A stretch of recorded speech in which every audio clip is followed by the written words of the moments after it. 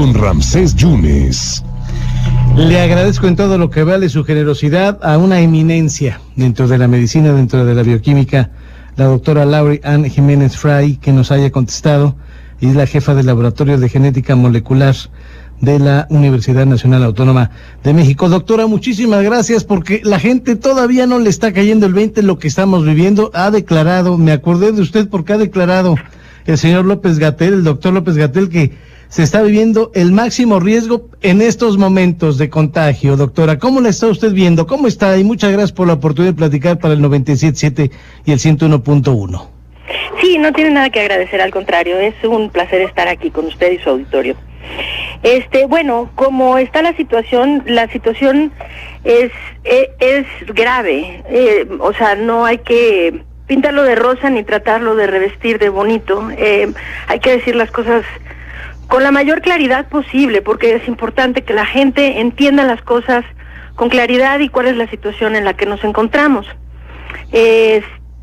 Fue un error muy grave terminar la Jornada Nacional de Sana Distancia, pero pues evidentemente no ha sido el único error, ¿no?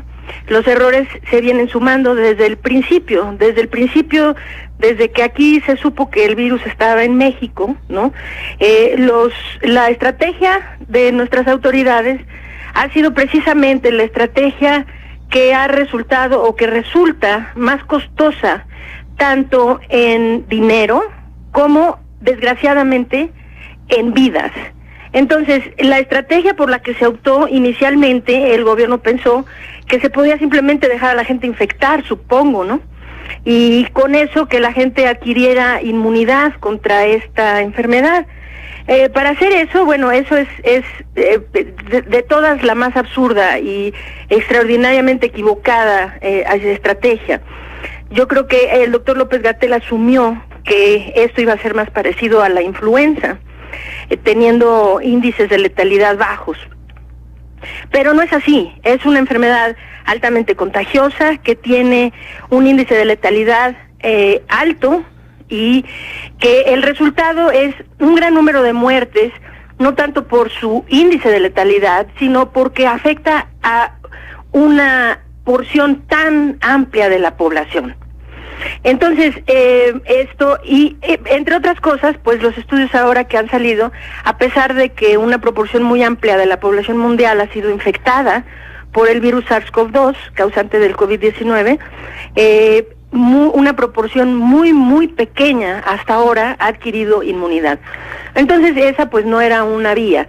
Entonces, lo siguiente fue optar por la mitigación, que es esto que se hizo desde la Jornada Nacional de Sana Distancia, que es hacer cuarentenas masivas indiscriminadas, ¿no? O sea, todo mundo quédese en casa, hacer medidas preventivas, sanitarias, ¿no? El uso de cubrebocas, que debió ser obligatorio desde el principio, no lo es hasta la fecha, pero bueno, esa es una de las medidas que se deben hacer, entre otras el lavado de manos, el cuidado, el cuidado general, para no contagiarse y no contagiar a otros.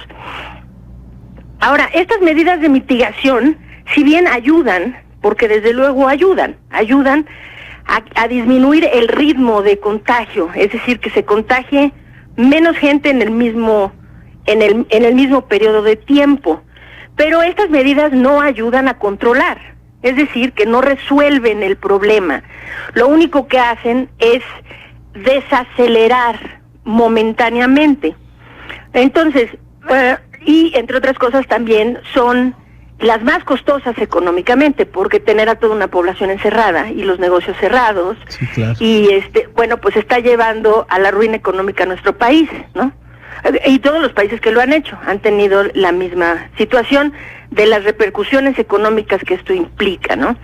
Entonces, bueno, la situación aquí, para decirlo claramente, es esta, que lo que hicieron muchos países hoy, por ejemplo, la ciudad de Nueva York comienza su plan de reapertura social, económica, etcétera, pero lo hacen en un momento en donde sus curvas epidemiológicas ya están de veras muy abajo, han pasado con con datos muy serios, muy robustos, estadísticas bien planteadas, muy transparentes, pues se ve que ellos ya pasaron por eso. ¿Y cómo lo lograron? Bueno, hicieron las cuarentenas, sí, tuvieron que hacerlas, desde luego. Claro. Y esto de la sana distancia, todo, las medidas higiénicas, sí. Pero no perdieron el tiempo. Es decir, que mientras se hacían esas medidas de usted quédese en su casa, el gobierno estaba activamente haciendo un esfuerzo titánico por contener la epidemia y detener las cadenas de contagio. Ese es el gravísimo error, bueno, entre todos los que ya mencioné. El último y posiblemente más grave hasta ahora es ese, que mientras se tuvo a la gente 2 meses encerrada, ¿no? El gobierno no hizo nada más, no hizo otra cosa. O sea, confiar en que la gente estuviera encerrada, pues eso momentáneamente puede ayudar, pero de ninguna manera eso iba a controlar el problema. Entonces se tenían que tomar medidas de contención, como se han hecho, se ha hecho en todos los lugares en donde realmente se ha podido controlar la pandemia, ¿no? Entonces, ¿cómo se hace esto? Pues se hace vía el rastreo y seguimiento de casos y contactos.